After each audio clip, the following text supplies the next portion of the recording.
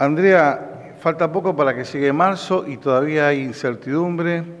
La gobernadora convocó a paritarias, hay un cuarto intermedio. Bueno, ¿cuál es el análisis que ustedes hacen desde UDOCBA de la propuesta del gobierno de la provincia? Que es insuficiente, como ha sido en los últimos años. Nosotros estuvimos 4 meses pidiendo que podían haber llamado a paritarias para la negociación, para no tener los chicos de rehenes. Y evidentemente los que quieren tener de rehenes a los alumnos es la parte del gobierno. Por otro lado, no hay una recomposición salarial de la pérdida del poder adquisitivo del año pasado, cuando la inflación y todos los valores de los servicios de la canasta básica son superiores al salario. Lo que no hay un aumento, hay una recomposición. El gobierno ha ofrecido este año ir aumentándoles en base a la inflación, pero ustedes lo que piden es la recomposición del año pasado, que perdieron unos cuantos puntos, ¿no? 15,6%. Nosotros pedimos que además de la cláusula gatillo, que se incluya esto. De hecho es el primer pedido que se hace y se niegan, creo que es de público conocimiento lo que pasó en la paritaria, que no hubo ninguna violencia, ninguna agresión por parte de los sindicatos o de UDOCBA, en este caso Miguel Díaz, que plantea de una manera fuerte, porque primero que no tenía micrófono, o sea que necesitaba que lo escuchen, y cuál es la realidad de los docentes, y además para que todo el mundo sepa cuál es el problema de que se televise, de que se plantee cuáles son nuestros inconvenientes y de la lucha constante, porque con el verso del diálogo seguimos en la nada, cada vez peor, porque la realidad es que es un verso. Bien, además el gobierno ha propuesto o ha llevado a la práctica mesas distritales. ¿Qué son para ustedes las mesas distritales? ¿Cuál es la opinión?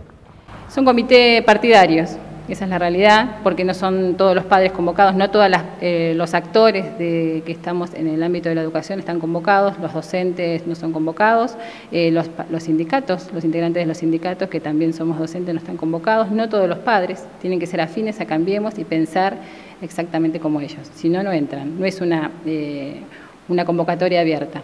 Y es para los amigos, para seguir presionando a la lucha docente, para evitar que se vea la realidad de nuestro reclamo.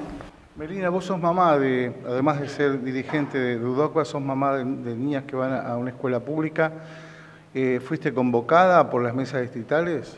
No, en realidad no hemos leído ningún tipo de convocatoria, por eso nos llama la atención de cómo se arman estas mesas distritales, dónde están las fotos, dónde están las publicidades, y se ven en realidad a docentes y a padres, pero no hubo una convocatoria abierta para el que realmente estuviera interesado en iniciar las clases el 6 de marzo, ¿no? El gobierno de la provincia ha realizado una fuerte publicidad presionando para que las clases empiecen el 6 de marzo. ¿Cuál es la opinión de ustedes?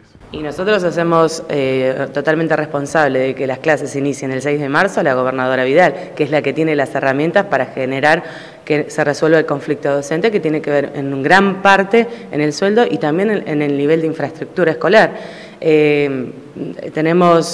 Sabemos o tenemos información fehaciente de que hay varias escuelas que tienen riesgo de inicio de clases y las obras comenzaron o ayer o el miércoles y hay que cambiarles todo el techo. Hay un grave problema también en ese nivel y depende de ellos, no de nosotros. Andrea, además del tema salarial, mejor dicho, del aumento, hay otros temas también directamente relacionados con el salario.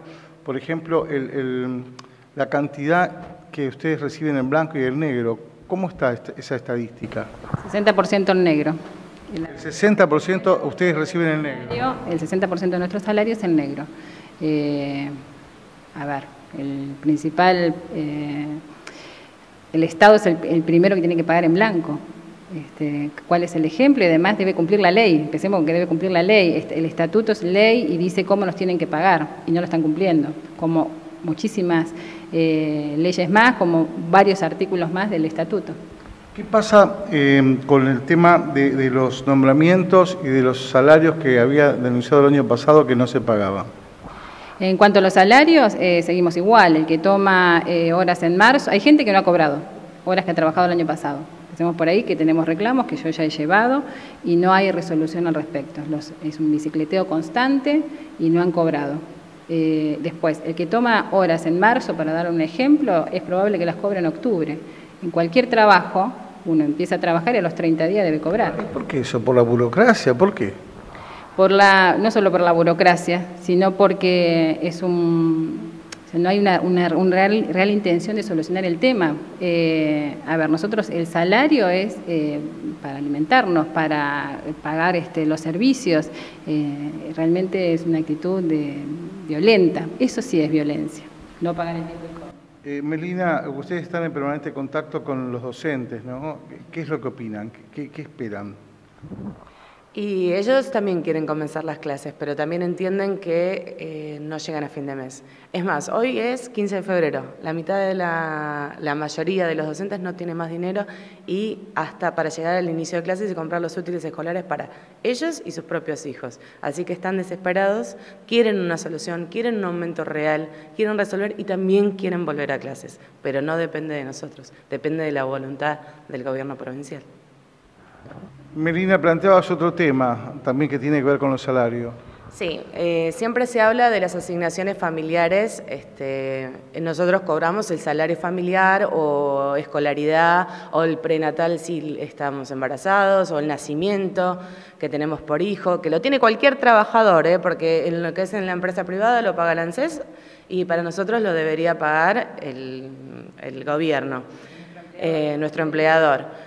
Las mamás que están embarazadas, el trámite se hace entre el 3er y 7º mes del embarazo. Nunca lo cobran. El prenatal consta de una asignación durante esos meses para solventar diferentes gastos. No lo abonan, pasan años y no cobran el prenatal, no cobran el nacimiento. El salario familiar... ¿No lo pagan nunca? No lo pagan. ¿Y qué se hace frente a esto, una situación así, Andrea? ¿Qué se puede hacer desde el gremio? Justamente es lo que hacemos, reclamar. O sea, que reclamamos el salario, reclamamos el sueldo, que el salario de ingreso, no solamente el familiar, quiero decir las asignaciones como el salario en general. Nosotros el reclamo es permanente. Por eso digo el énfasis que por ahí para muchos les pareció como raro o llamó la atención de parte de Miguel Díaz en la paritaria, porque estamos cansados de reclamar esto. Esto no es nuevo para todos los que por ahí creen que empezó marzo, en febrero empiezan con esto. No es nuevo, es permanente durante todo el año, la lucha es constante. Por eso digo el tema del diálogo es un verso, porque lo cierto es que no dialogan, porque lo cierto es que no hay soluciones reales ni concretas.